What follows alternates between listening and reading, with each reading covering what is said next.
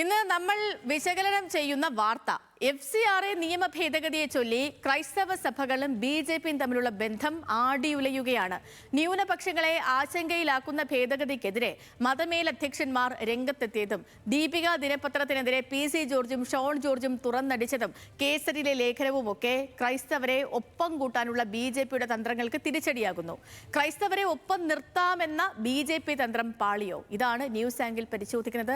Hans John തിരുവനന്തപുരത്ത് ചേർന്നു. Hans, ഈ BJPയുടെ തന്ത്രം പാളിയോ എന്നതിനപ്പുറം സംസ്ഥാനത്ത് BJP നമുക്കറിയാവുന്നത് പോലെ തന്നെ ഇപ്പം പലയിടങ്ങളിലും മികച്ച പെർഫോമൻസ് കാണിക്കുന്നു. ഈ നിയമസഭാ തെരഞ്ഞെടുപ്പിൽ 1, 2, 3 സീറ്റുകൾ നേടുമെന്ന് പ്രതീക്ഷിക്കുന്നു. ഈ നിയമസഭാ തെരഞ്ഞെടുപ്പ് കാലയളവിലാണ് FCRA ബിൽ ഭേദഗതി വന്നത്. രാജീവ് ചന്ദ്രശേഖർ ഇടപെട്ടാണ് ഇതിന്റെ ചർച്ച മാറ്റിവെച്ചെന്ന് അദ്ദേഹം പറയുന്നുണ്ട്. കേന്ദ്ര ന്യൂനപക്ഷ കാര്യമന്ത്രി കിരൺ റിജിജുവും അതിനെ സാധൂകരിക്കുന്ന രീതിയിലുള്ള പ്രതികരണങ്ങളൊക്കെ നടത്തുന്നുണ്ട്. ഈ ഘട്ടത്തിലും PC ജോർജും മകനും നടത്തുന്ന ഈ പ്രതികരണങ്ങൾ, അതിന് തടയിടാൻ ഒരു സംസ്ഥാന നേതാവും തിനുഞ്ഞില്ല, ഒരു സംസ്ഥാന നേതാവും അതിൽ പ്രതികരണം നടത്തുന്നില്ല എന്നതും ഗുരുതരമല്ലേ?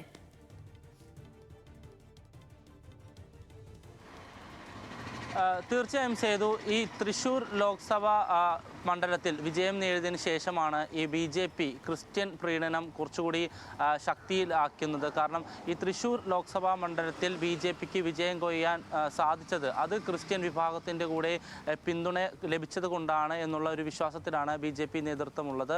അതിനുശേഷം വലിയ രീതിയിൽ ഈ ക്രിസ്ത്യൻ പ്രീണനം അല്ലെങ്കിൽ ക്രിസ്ത്യൻ ഔട്ട്റീച്ച് BJPയുടെ ഭാഗത്തു നിന്നുണ്ടായി. അതിനോടൊപ്പം തന്നെ ഈ രാജീവ് ചന്ദ്രശേഖർ സംസ്ഥാന അധ്യക്ഷനായി രംഗത്തെത്തിയതിന് പിന്നാലെ അത് കൂടുതൽ ശക്തി പ്രാപിച്ചു.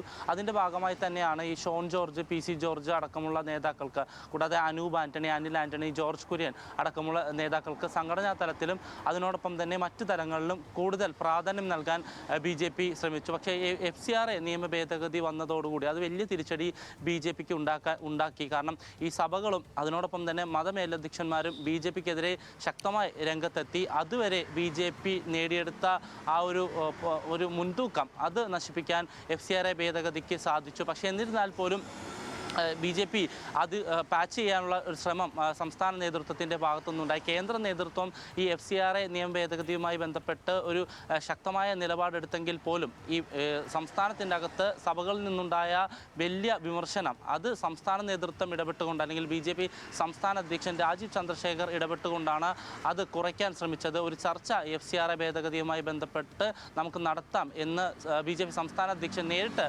സഭകൾക്ക് ഒരു ഉറപ്പ് നൽകുകയും അതിൻ്റെ അടിസ്ഥാനത്തിൽ പിന്നീട് ലോക്സഭയിൽ നിന്നടക്കം ഈ ബില്ല് മാറ്റിവെക്കുന്ന ഒരു സ്ഥിതിഗതികളൊക്കെ ഉണ്ടായി. പക്ഷേ എന്നിരുന്നാൽ പോലും നിലവിൽ BJPയും സഭകളും തമ്മിലുള്ള ബന്ധം ആടിയുലയുകയാണ്. അതിന് മറ്റൊരു കാരണം ഈ FCRA നിയമഭേദഗതിയുമായി ബന്ധപ്പെട്ടുള്ള വിമർശനങ്ങൾ ഒരുവിധം കുറച്ചു വരുമ്പോഴാണ് ഈ ദീപിക ദിനപത്രത്തിനെതിരെ ഷോൺ ജോർജും അതിനോടൊപ്പം തന്നെ PC ജോർജും വലിയ രൂക്ഷ വിമർശനം ഉന്നയിക്കുന്നത്. അതുകൂടാതെ RSSൻ്റെ മുഖപത്രമായ കേസരിയിലൂടെ സഭകൾക്കെതിരെ വലിയ രൂക്ഷ വിമർശനം വരികയും ചെയ്തു. അതിൽ നിന്നൊക്കെ മനസ്സിലാക്കാൻ കഴിയുന്നത് ഇതുവരെയുള്ള BJPയുടെ ഈ തന്ത്രങ്ങൾ പാളിക്കൊണ്ടിരിക്കുകയാണ്, അല്ലെങ്കിൽ അവർക്ക് ലഭിച്ച മുൻതൂക്കം നഷ്ടപ്പെട്ടുകൊണ്ടിരിക്കുകയാണ്. അത് ഏറ്റവും കൂടുതൽ പ്രതിഫലിക്കാൻ പോകുന്നത് ഈ നിയമസഭാ തെരഞ്ഞെടുപ്പിലായിരിക്കും. ഏതെങ്കിലും തരത്തിൽ ഈ പറയുന്നത് പോലെ തന്നെ 1, 2, 3, 4 സീറ്റൊക്കെ BJP സംസ്ഥാനത്ത് ഈ നിയമസഭാ തെരഞ്ഞെടുപ്പിൽ പ്രതീക്ഷിക്കുന്നുണ്ട്. അതിനേക്കാൾ ഉപരി ഈ നിയമസഭാ തെരഞ്ഞെടുപ്പിൽ വോട്ട് ശതമാനം ഉയർത്തുക എന്നതും BJPയെ സംബന്ധിച്ചിടത്തോളം വലിയ കാര്യമാണ്. തെരഞ്ഞെടുപ്പിൽ അത് പ്രതിഫലിപ്പിച്ചാൽ